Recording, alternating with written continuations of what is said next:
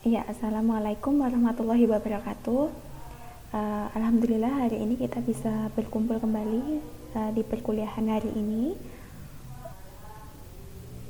Walaupun secara daring, insya Allah nanti teman-teman bisa menyimak perkuliahan hari ini dengan baik. Jadi sehingga perkuliahan kita tentunya masih bisa menyenangkan ya teman-teman ya. Dan sebelum masuk ke perkuliahan, kita mulai dulu dengan bacaan basmalah bersama-sama. Bismillahirrahmanirrahim. Semoga dengan bacaan basmalah tadi perkuliahan kita menjadi lancar, amin ya rabbal alamin. Nah, kita ketemu di semester ini dengan mata kuliah yang baru yang tentunya sangat menyenangkan ya. Dari kata-katanya sendiri sudah menjadi tagline Outbound Kids. Nah, siapa sih yang tidak kenal outbound? Siapa? Kayaknya semuanya sudah mengenal ya outbound itu seperti apa, atau bahkan teman-teman ada yang pernah mencoba outbound sendiri itu kayak gimana begitu. Saya yakin juga ada beberapa yang sudah coba tentang outbound gitu. Nah, namun kita untuk mata kuliah ini kita akan lebih mendalami outbound kids atau outbound untuk anak-anak. Jadi nanti kita perdalam bagaimana sih caranya kita membuat sebuah kegiatan outbound untuk anak-anak tentunya. Bagaimana sih caranya menyeting tempatnya, apakah ada manfaatnya atau tidak. Nah, itu akan kita kulik bersama. Nah, di pertemuan 1 ini nanti saya yang akan menjelaskan tentang kontrak perkuliahan kita. Jadi isinya apa saja? Yang pertama ada ruang lingkup materinya itu apa, kemudian buku-buku referensi yang akan kita gunakan itu apa saja, kemudian target dan tujuan perkuliahan tentunya, kemudian metode-metode yang akan digunakan itu bagaimana, dan yang terakhir adalah sistem evaluasinya itu akan seperti apa. Itu akan kita bahas pada hari ini. Nah, yang kedua itu walaupun secara daring ya teman-teman ya, walaupun secara daring nanti saya teman-teman ajak untuk aktif, jadi kuliahnya tetap kuliah aktif. Teman-teman nanti akan saya minta untuk membuat kelompok. Dalam satu kelas itu nanti ada 6 kelompok ya teman-teman ya. Dan di pertemuan kedua nanti teman-teman langsung kegiatan secara aktif berkelompok. Jadi nanti tugasnya untuk kelompok 1 itu nanti di pertemuan kedua begitu. Nah, nanti di pertemuan 2 itu apa yang dibahas? Yang pertama itu adalah konsep bermain pada anak. Nah, jadi nanti ada bermain aktif, ada bermain kreatif, itu akan dibahas oleh kelompok 1. Kemudian yang kelompok 2 itu akan membahas mengenai konsep dasar outbound itu sendiri. Jadi pengertiannya outbound, tujuannya, manfaatnya outbound, kemudian jenis-jenisnya apa, itu nanti untuk kelompok 2. Yang akan dibuat itu adalah makalah dan PPT ya teman-teman ya, untuk yang kelompok 1 dan 2. Kemudian kelompok 3 itu ada manajemen outbound. Jadi nanti manajemen outbound itu seperti apa, bentuk-bentuk outbound, kemudian tujuan dari manajemen outbound itu sendiri apa. Itu untuk kelompok 3. Dan kelompok 4 itu ada karakteristik anaknya. Jadi karakteristik anak dalam penerapan games pada kegiatan outbound itu akan seperti apa, itu dijelaskan oleh kelompok 4 ya. Dan kemudian yang kelompok 5 itu sudah mulai ke karakteristiknya. Jadi karakteristik syarat utamanya itu apa, kemudian tujuan dari outbound itu apa, kemudian manfaat dari games itu apa, itu dijelaskan oleh kelompok 5. Nah, di sini kelompok 5 tugasnya tambah lagi. Jadi nanti teman-teman kelompok 5 itu harus menyertakan video di selain PPT dan makalahnya begitu. Jadi ini yang berbeda.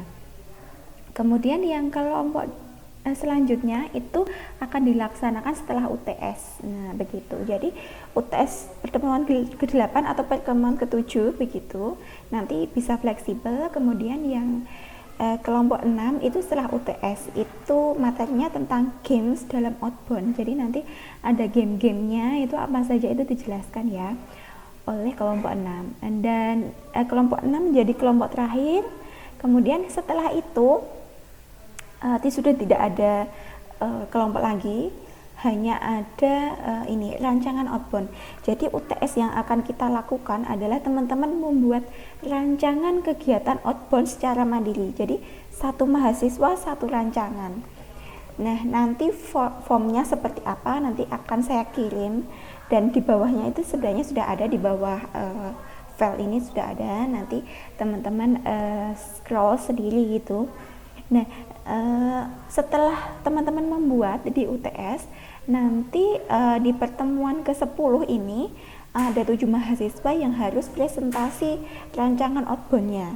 Jadi nanti ada makalah, kemudian ada gambar ini yang menyertakan, kemudian ada PPT-nya begitu. Jadi di pertemuan 10 sampai pertemuan ke-14 itu teman-teman melakukan kegiatan presentasi untuk rancangan outbound-nya. Jadi teman-teman merancang seperti apa.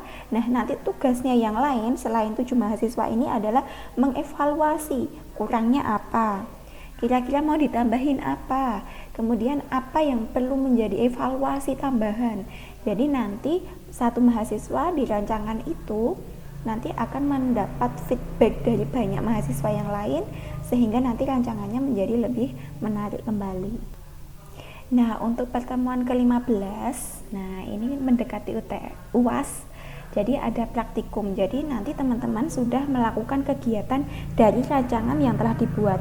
Ini untuk tugas UASnya. Jadi selama 2 hari, pertemuan ke-15 dan pertemuan ke-16 itu adalah praktikumnya. Jadi teman-teman praktek di rumah masing-masing karena sedang masa pandemi seperti ini.